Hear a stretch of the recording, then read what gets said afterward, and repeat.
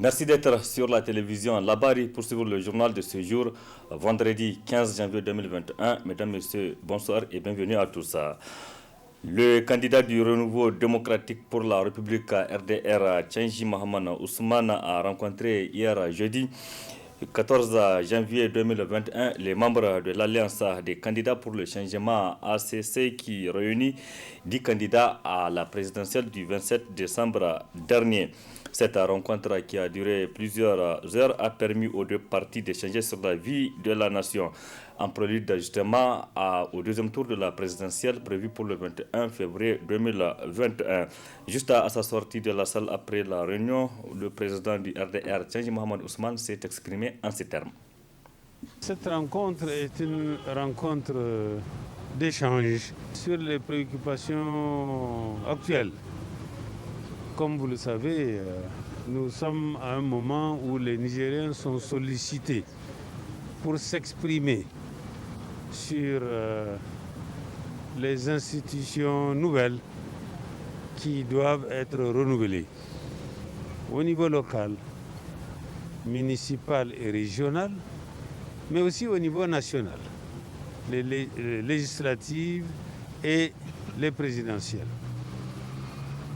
Donc, quoi de plus normal entre les organisations politiques, entre les hommes et les femmes politiques qui ont des ambitions pour leur pays, de se retrouver et d'échanger sur leurs visions respectives, de mieux se comprendre et d'avoir la possibilité d'examiner les possibilités de contribuer ensemble pour que notre pays se porte mieux.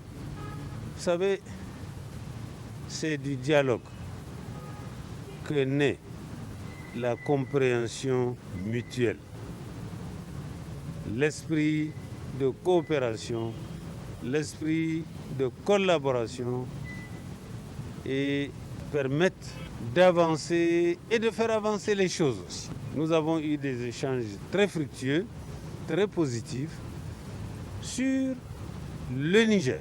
Voilà, c'était là donc la réaction du président du RDR, Tchengi Mohamed Ousmane, hier juste après la rencontre avec les membres de l'Alliance des candidats pour le changement qui regroupe 10 candidats qui étaient tous au premier tour de la présidentielle du 27 décembre dernier.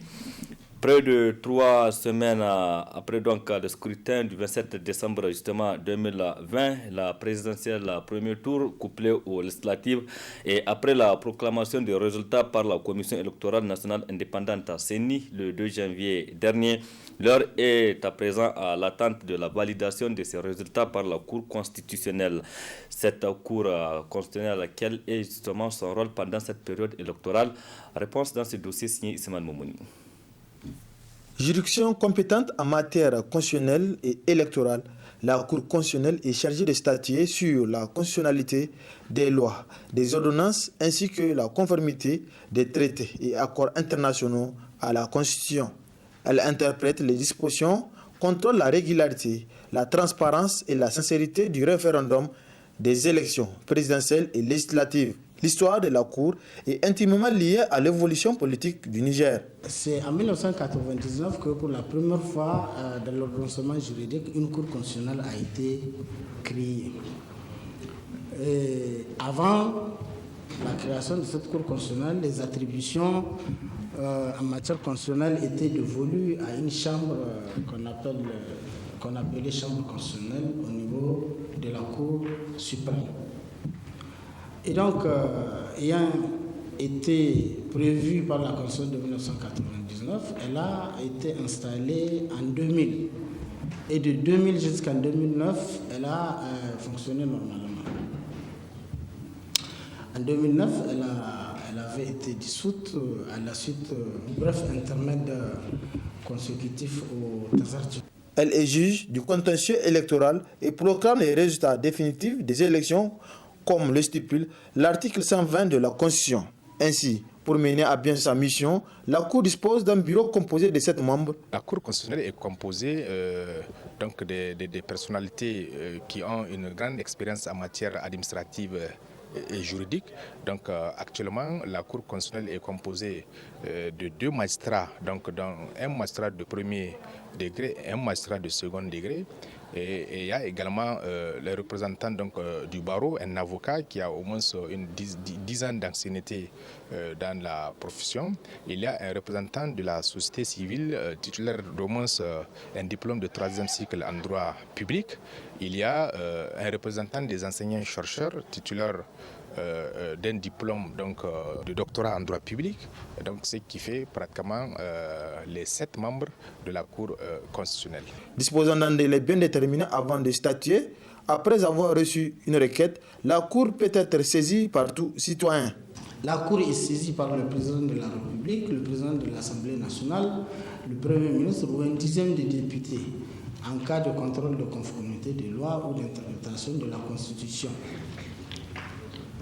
Elle peut également être saisie par tout citoyen parti à un procès par la voie de l'exception de constitutionnalité. Les citoyens ordinaires, les citoyens lambda ont la possibilité effectivement de saisir la Cour constitutionnelle, mais la Constitution dit que ce n'est que par le mécanisme de l'exception d'inconstitutionnalité.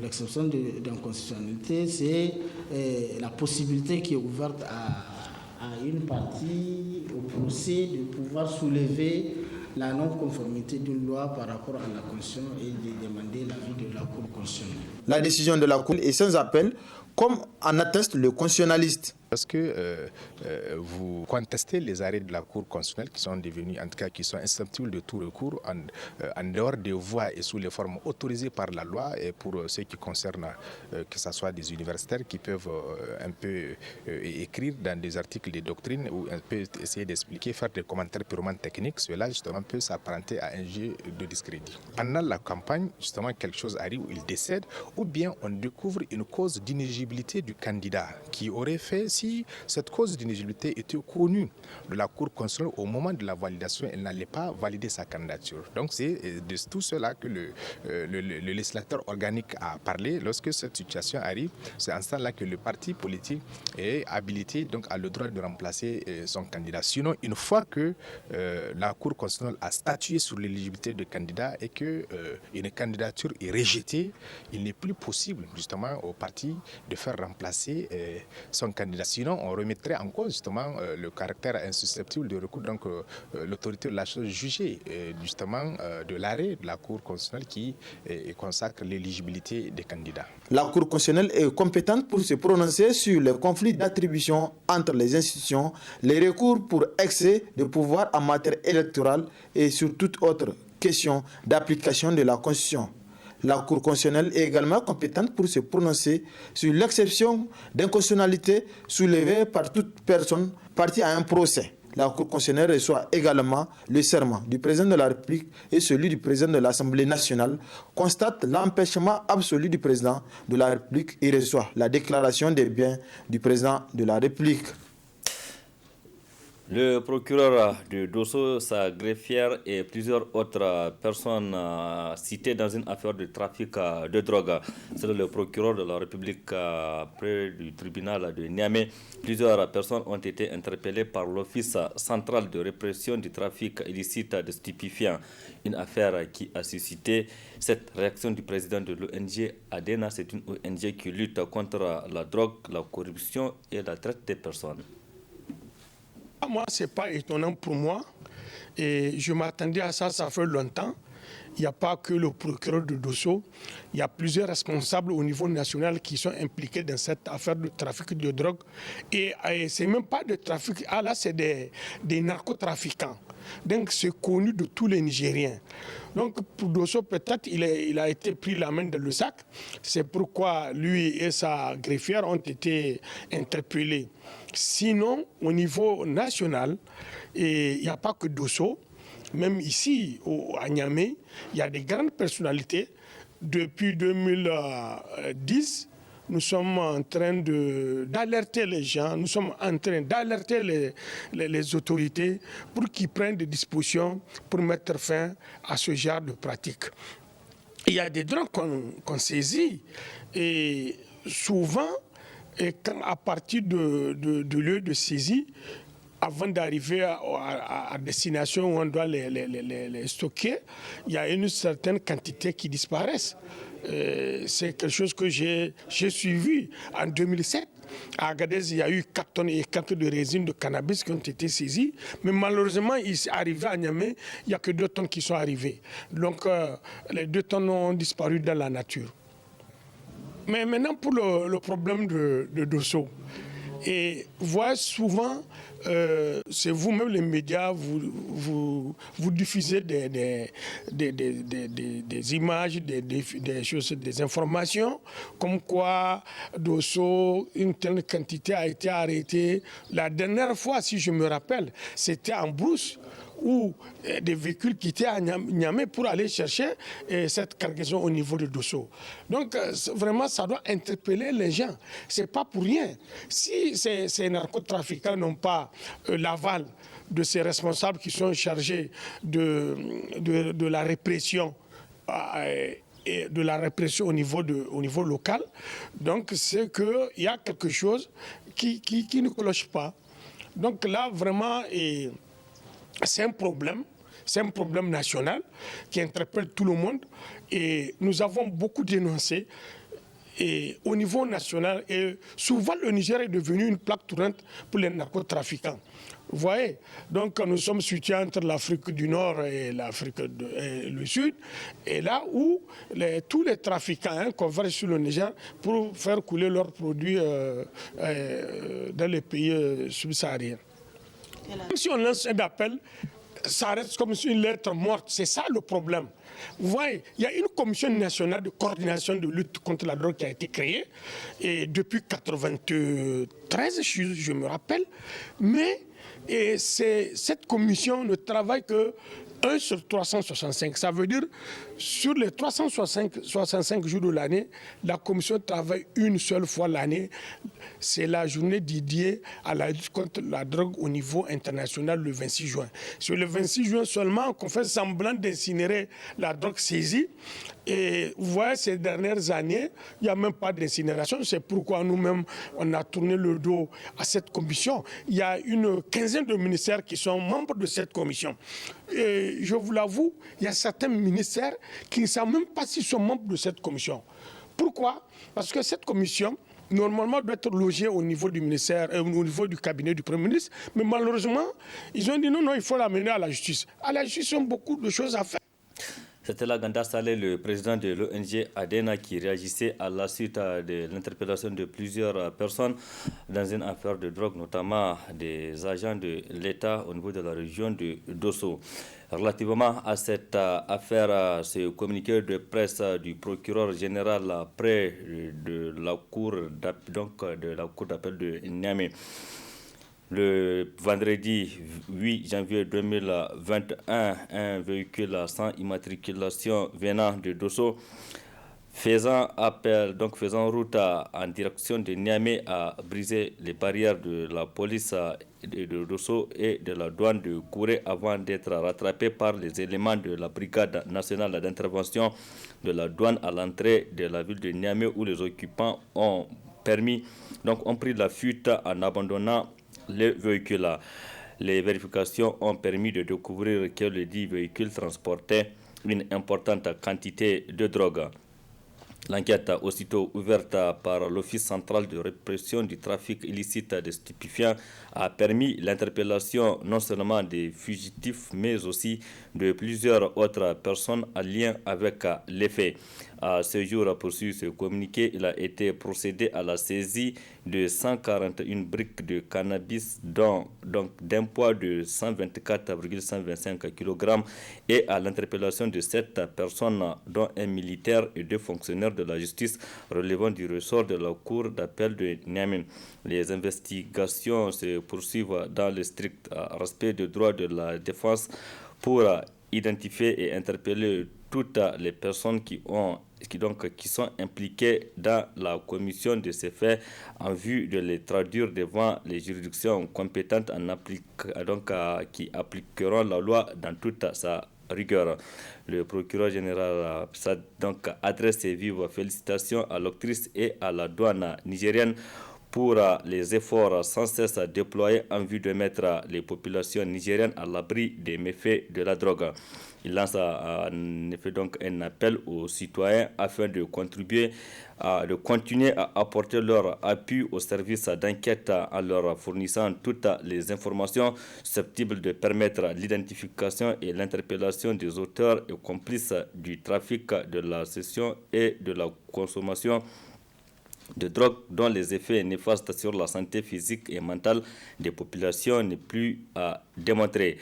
Enfin, rassure l'opinion publique que l'institution judiciaire mettra tout en œuvre pour que la lumière soit établie sur cette affaire, située de responsabilité, quels que soient les niveaux, et veiller à ce que la justice soit rendue dans un délai raisonnable. Le comité national d'organisation de la fête tournante, la fête de la République du 18 décembre d'Ifa Ngla, a organisé récemment une mission de la presse sur place à Difa pour constater l'état d'avancement des travaux. Au terme des visites, le président a animé un point de presse que vous suivrez d'ailleurs à la fin de cette édition. Restons toujours à Difa où un groupe de jeunes volontaires qui se sont organisés au sein d'une association dénommée Difa Shawa pour contribuer à redonner une nouvelle image à la ville de Difa. Créée en 2015, cette association de jeunes volontaires a d'ores et déjà réalisé plusieurs infrastructures dans la ville de Difa. Les jeunes de l'association Difa Shawa restent plus que jamais déterminés à servir la ville de Difa. C'est ce que vous allez voir dans ce reportage. Ils sont tous des jeunes exerçant leur activité professionnelle. Les week-ends, ils consacrent une partie de leur temps du repos pour travailler pour la ville de Difa. Nous les jeunes, à travers autour de la FADA, et que ce soit à l'école, au lieu de travail, dans le marché, etc., les gens ne font que parler des attaques de Boko Haram. En ces temps-là, vraiment, les attaques sont un peu perpétrées un peu partout. Et que nous avons aussi un peu la tendance de critique. Tout le temps, vous allez voir que les jeunes ne font que critiquer, la mairie ne fait pas, etc. Et donc, moi, je disais qu'en tant que jeune, qu'est-ce qu'on a fait pour donner un exemple? J'ai approché une FADA, je les ai un peu sensibilisés à ma manière, pour leur dire que, justement, on peut amener notre contribution et de manière, justement, volontaire. Et nous avons créé l'association. C'était IJVPE, Initiative des jeunes volontaires pour la protection de l'environnement au début. Aujourd'hui, au sein de notre organisation, aujourd'hui, ça se retrouve beaucoup de réfugiés qui ne sont même pas des Nigériens. Mais ils ont jugé utile parce que l'action est noble. Donc ils ont adhéré dans l'association et nous avons fait beaucoup. Et tout ce qu'on gagne, c'est l'association gagne et en même temps c'est la jeunesse de Difa aussi qui gagne. Et on arrive à développer notre expérience. Parce que plus on fait des actions concrètes et plus aussi, nous aussi, on arrive à avoir des expériences. En effet, depuis plus de 5 ans, ces jeunes volontaires de l'association Difa Shawa, autrement dit Difa Jolie, déploient leur énergie, leur savoir-faire, leurs ressources. Bref, ils se battent pour apporter leur contribution à leur façon pour embellir la ville. Les ambitions, c'est de voir Difa devenir une ville coquette, une ville Shawa, une ville propre. Et on fait de notre manière et surtout l'association a fait beaucoup. Donc dans le cadre de la sensibilisation avec les élèves, par exemple, nous avons eu à faire des festivités interscolaires et avec les élèves, la première édition jusqu'à la deuxième édition. Et à travers le Covid, ça nous a bloqué. Il y a aussi le CSI. Le CSI de Difa, on était parti, on l'a rénové. Nous avons retouché les différentes salles. Nous allons continuer à le faire. Présentement, après ces programmes-là, nous avons aussi une place. Le maire nous a attribué une place publique, là où nous allons partir. Déjà, on a établi la maquette. Donc, il ne reste que vraiment de commencer le travail. À l'heure actif déjà, plusieurs réalisations palpables et visibles dans la ville de Difa. On peut citer entre autres ce rond-point au quartier Afounori, réhabilitation de cet espace vert, le monument de la grande mosquée ou encore celui de la devanture du palais de chef de canton. des ronds-points que vous le voyez, c'est notre première action et de la modernisation que nous avons créée en 2015, justement de manière volontaire. Après cela, donc, il y a aussi le monument des ventures chefs du canton. Là aussi, nous l'avons fait selon notre propre moyen. Et après, donc, il y a le reboisement de Afnori. Dans le temps passé, nous avons coloré les différents arbres qui sont dedans. Et c'était ça l'idée. Donc après cette année, nous avons eu l'idée vraiment de clôturer, mettre des bancs avec l'appui du comité du Fangla 2020. Et donc nous avons eu à réaliser un monument aussi au niveau de la grande mosquée qui va symboliser la grande mosquée et qui sera facile à identifier et qui est sur le nom de la grande mosquée qu'on a placé dedans. Toutes ces réalisations sont les œuvres de ces jeunes volontaires de l'association Difa Chawa, une association de jeunes très engagés et déterminés pour apporter leur contribution dans la modernisation de la ville de Difa. Pour ce faire, ils ont juste besoin d'être considérés, écoutés et surtout appuyés dans ce qu'ils sont en train de faire déjà avec les moyens dont ils disposent. Et puis ce communiqué de presse du réseau panafricain pour la paix, la démocratie et le développement REPAD, un communiqué de presse relativement à la situation sécuritaire qui prévaut dans certaines régions du Niger. Le REPAD condamne et rejette avec fermeté les attaques terroristes dont fait l'objet notre pays et présente ses condoléances les plus attristées au peuple nigérien ainsi qu'aux familles des victimes et souhaite prompt rétablissement aux blessés.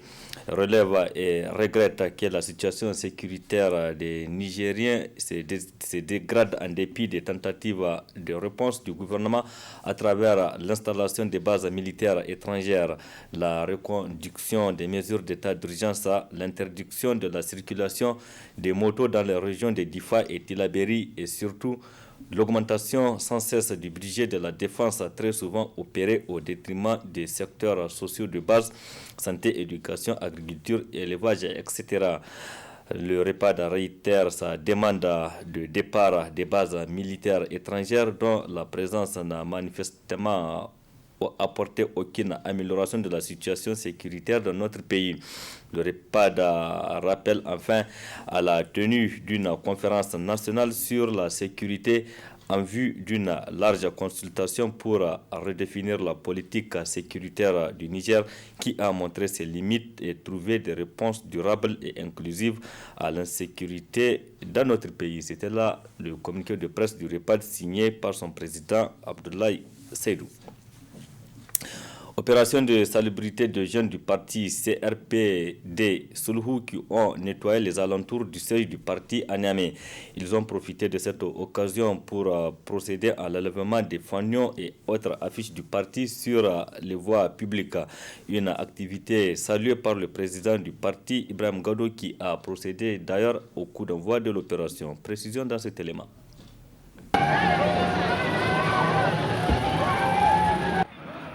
Non, ce ne sont pas des actes de vandalisme.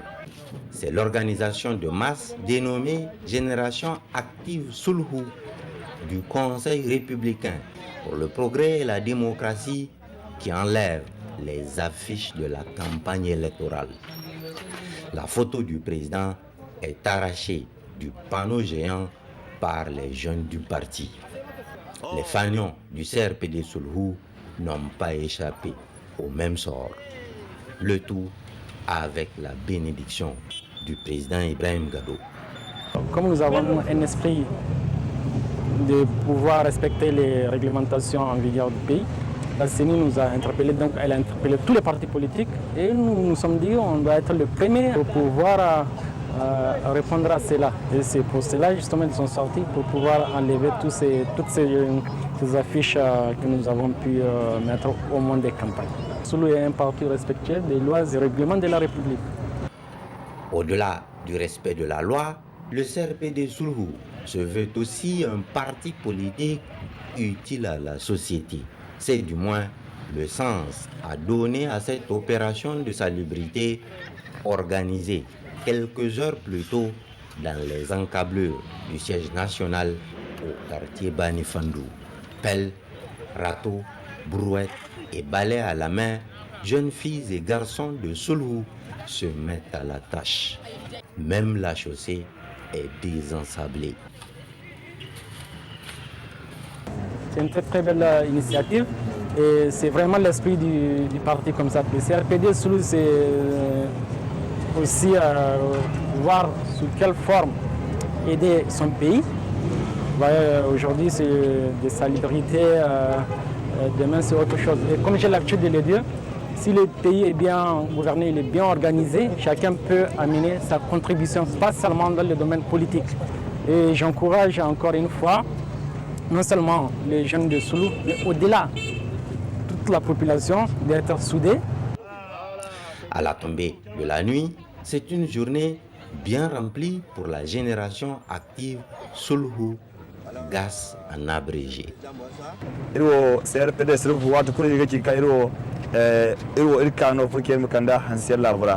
kati ilma kabe exemple ilwana parti garay garayse 48 heures après le communiqué de la CENI appelant les partis politiques et candidats à enlever leurs affiches et fanions de la voie publique, le CRPD Soulou d'Ibrahim Gado est le premier à répondre à cet invite au respect de la loi électorale. Comme annoncé, place à présent à la partie magazine de ce journal qui est consacré au point de presse organisé à Difa par le président du comité national d'organisation de la fête tournante à Difa Ngala, Lawam Abdou Marouma. Donc un point de presse après une visite de presse sur le terrain pour constater l'état d'avancement des travaux. Très bonne réception. Comme vous le savez, de tous les programmes mis en œuvre, dans le cadre du programme de modernisation des villes du Niger, celui de Difa présente le plus gros défi à relever, compte tenu du contexte très particulier dans lequel se trouve la région depuis quelques années. À cela est venue se greffer la pandémie de la Covid-19, dont l'impact sur l'économie mondiale est catastrophique. La conjugaison de toutes ces contraintes n'a pas permis la réalisation dans les délais requis de certaines infrastructures, notamment la voirie urbaine, qui est le volet le plus important de la modernisation de la ville, mais qui était malheureusement à un taux de réalisation de 38% seulement à la date du 1er décembre 2020.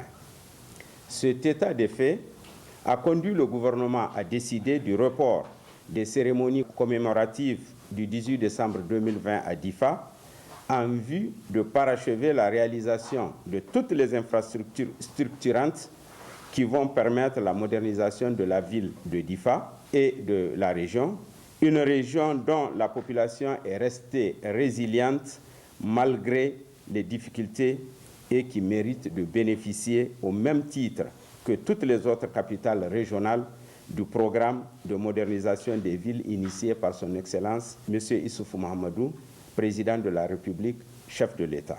C'est ainsi que, conformément aux conclusions du Conseil des ministres tenu le 8 décembre 2020 et à l'engagement solennel pris par son Excellence M. le Président de la République à l'occasion de son message à la nation du 18 décembre 2020, les travaux se sont poursuivis normalement. Ce qui a permis aujourd'hui d'avoir l'essentiel des édifices indispensables pour la tenue de la fête entièrement terminée.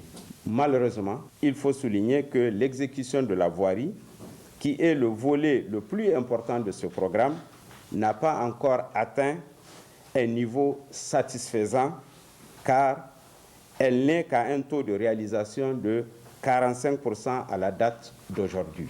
En conclusion, nous avons le plaisir de vous livrer à ce jour 9 janvier 2021 le niveau d'exécution de l'ensemble des travaux programmés dans le cadre du programme d'Ifangla et qui se présente comme suit.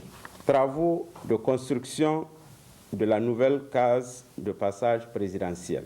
Nous sommes à un taux d'avancement de 100%, c'est-à-dire que les travaux sont terminés, les équipements sont fournis, y compris un groupe électrogène de 150 kVA. Travaux de réhabilitation de l'ancienne case de passage présidentielle scindé en plusieurs lots, dont le lot numéro 1 est à 100% d'exécution. Donc les travaux sont terminés et les équipements fournis. Le deuxième lot de cette réhabilitation de l'ancienne case de passage présidentielle est à 95%. Les travaux sont en instance et la réception est prévue dans 10 jours, Inch'Allah. Travaux toujours de réhabilitation de la case de passage ministériel. Les travaux sont à 100% de réalisation. La réception est faite et les équipements fournis. Travaux de construction de la tribune officielle de DIFA. Taux de réalisation 100%. Il y a eu la réception provisoire et l'équipement est en place. Travaux de réhabilitation du stade régional de DIFA. Les travaux sont à 100% de taux de réalisation et la réception a déjà eu lieu. Nous avons pour le stade travaux d'aménagement de l'espace dédié à la construction des monuments aux martyrs. Nous sommes à un taux de réalisation de 95%, c'est-à-dire que les travaux sont en finition. Il ne nous reste que la pose des marbres et la fin des travaux est prévue pour le 15 janvier 2021, Inch'Allah. Travaux de construction d'un portique d'entrée dans la ville, 100% de taux de réalisation. On attend juste la réception. Travaux de construction d'un salon présidentiel à l'aéroport de DIFA. Nous sommes à 100% de réalisation. Le salon est en instance de réception. Les équipements sont fournis. L'adduction d'eau est terminée grâce à un forage. Et nous attendons simplement, comme je le disais, la réception. L'aménagement de rond-point au carrefour de la gendarmerie. Les travaux sont à un stade d'avancement de 90%. La fin des travaux est prévue pour le 15 janvier 2021, Inch'Allah. Travaux de réhabilitation et d'extension de la maison de culture de DIFA. Donc là, nous avons 100% de réalisation. Les travaux sont en instance de réception. Et là aussi, la maison de jeunes a été dotée d'un groupe électrogène de 150 kVA. Travaux de construction d'une villa ministérielle VIP. Grâce au partenariat avec l'ARCEP, nous sommes à 100% de réalisation. La réception provisoire est faite et l'équipement est livré. Toujours dans la série du partenariat avec les partenaires privés, nous avons la Nigelec aussi, qui a construit une villa VIP, 100% de taux de réalisation, donc les travaux sont terminés et l'équipement est fourni. Travaux de construction de 2 villas par la Caisse nationale de sécurité sociale. Les travaux sont terminés, 100% de réalisation, la réception est faite et les équipements sont fournis. Et enfin, la SONIDEP, qui aussi pour la villa VIP, les travaux sont à 100% de réalisation, donc on attend juste la réception. Ensuite, travaux de construction d'un pavillon d'urgence et d'une banque de sang au CHR de DIFA.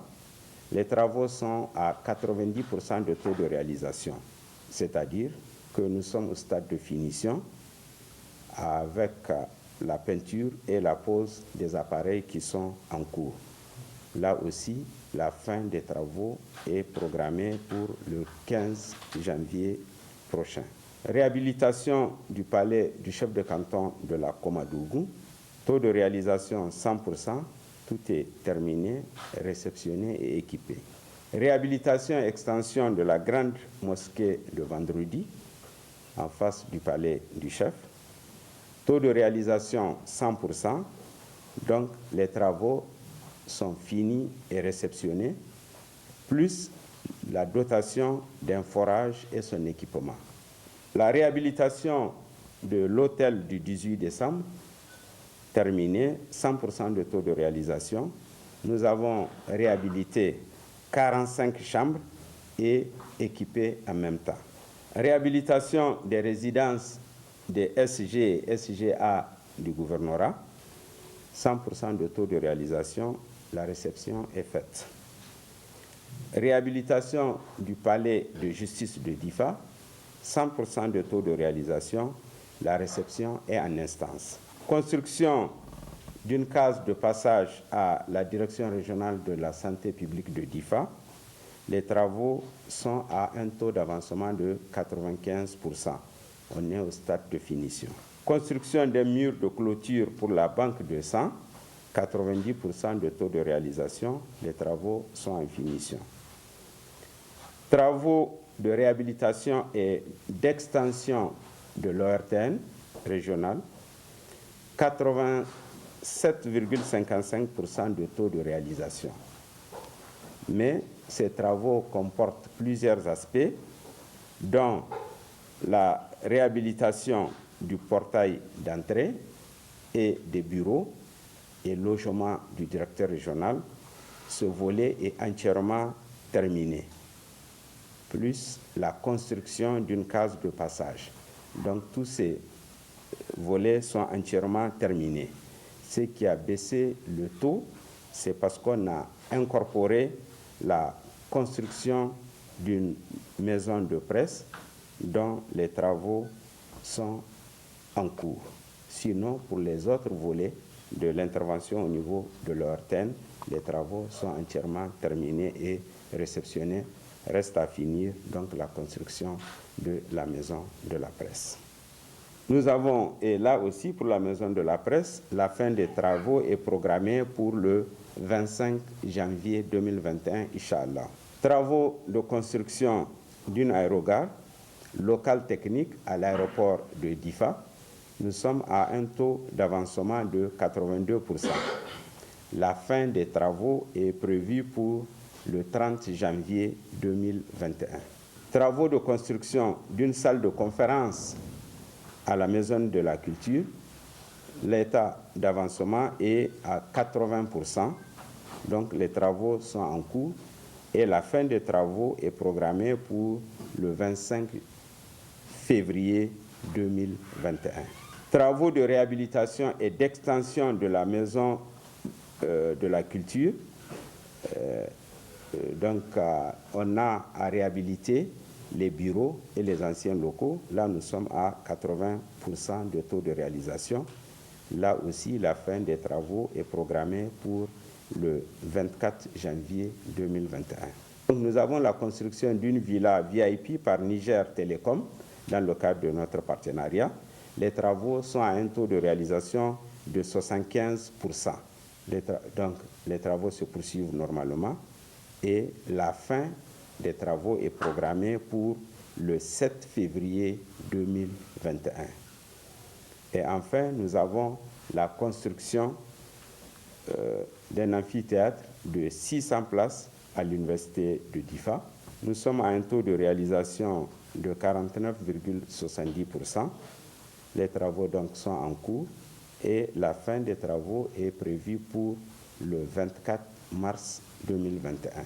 Après le volet construction des édifices, l'autre aspect du programme, c'est les travaux de voirie et de la réhabilitation de l'aéroport de Difa. À ce niveau aussi, pour la voirie, le taux d'exécution rapporté sur les deux axes prioritaires, aéroport et en allant vers la ville, et les tronçons de jonction, est à un niveau d'avancement de 45% sur un linéaire de 14,7 km programmé. Au stade actuel, donc nous sommes au stade de revêtement de la chaussée en béton bitumineux, l'assainissement et la protection de la chaussée, l'éclairage de la voirie. Donc ce sont les travaux qui accompagnent la réalisation de la route bitumée. Ensuite, pour l'aéroport, l'aménagement consiste à la réhabilitation d'un parking pour pouvoir stationner 6 avions et de l'espace d'accès au salon présidentiel et à l'aérogare passager. Donc, cet aménagement-là la fin est programmée pour le 28 février 2021. L'autre aspect, toujours de notre intervention à l'aéroport, c'est les travaux d'extension qui consistent à un élargissement de la piste de 30 mètres de largeur actuelle à 60 mètres de largeur et la longueur actuelle de 1800 mètres passera à 3000 mètres à la fin des travaux. Ce qui nous amène à dire qu'à la fin des travaux de réhabilitation et d'extension, DIFA aura un aéroport international car il sera équipé de toutes les dernières technologies de l'aviation civile, ce qui le classera en deuxième position après celui de Niamey. Le volet assainissement, les travaux d'assainissement dont l'évolution est intimement liée à ceux des travaux routiers se subdivisent en deux composantes. La première, qui est de 13 000 mètres linéaires, est incorporée dans le marché de la réalisation de la voirie. Et cela servira à l'assainissement et à la protection de la chaussée. La deuxième composante, qui est d'une longueur de 7500 mètres linéaires de caniveau sur divers tronçons de rue fortement inondés pendant la saison de pluie, vient d'être lancée par la remise des sites aux différentes entreprises. Mesdames, Messieurs de la presse, donc voilà l'état d'avancement à la date d'aujourd'hui de l'ensemble des travaux programmés et lancés au cours de l'année 2020 par le programme DIFA-GLA.